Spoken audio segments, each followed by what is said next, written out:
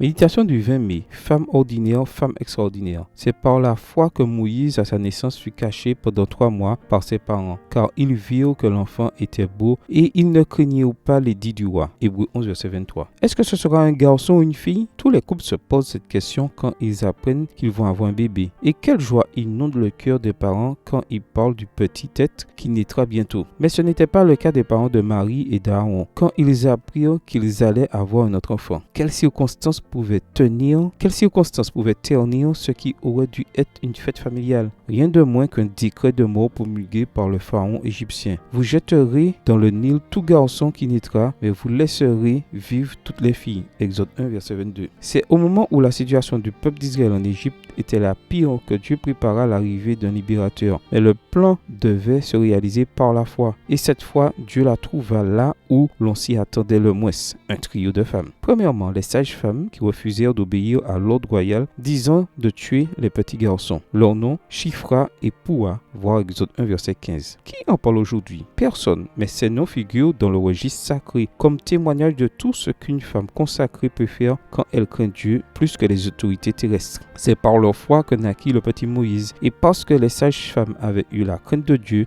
Dieu fit prospérer leur famille. Voir le verset 21. Mais il ne suffisait pas que l'enfant naisse. Pour le préparer à la mission singulière qu'il attendait, Dieu avait aussi besoin de la foi d'une mère. Cette mère fidèle, Dieu le trouva en Jochébed. Celle-ci cacha l'enfant pendant 3 mois, mais ne pouvant plus le cacher, elle prit pour lui un coffret de jonc qu'elle enduisit de bitume et de pois. Elle y mit l'enfant et le déposa parmi les roseaux sur le bord du Nil. Exode 2, verset 3. Parlons-nous de foi? C'est ça la foi. Par son acte de désobéissance civile, cette femme défia la nation la plus puissante du monde antique, et ce, parce qu'elle n'eut pas peur de l'édit du roi, comme les sages-femmes. Combien de fois l'enfant Moïse entendit-il le récit de sa naissance miraculeuse? Nous l'ignorons, mais nous savons que, de sa mère, comme de l'exemple de Shifra et Poua, Moïse a appris qu'en comptant sur Dieu, rien ni personne ne pourrait l'intimider dans la vie. C'est par la foi qu'il quitta l'Égypte sans craindre la fureur du roi. Hébreux 11, verset 27. Prière. Merci, mon Dieu, pour les femmes de foi qui sont passées dans ce monde. Nous avons appris d'elles que t'obéir est notre plus grand devoir et notre plus grand privilège. Bonne journée à vous et que le Seigneur vous bénisse.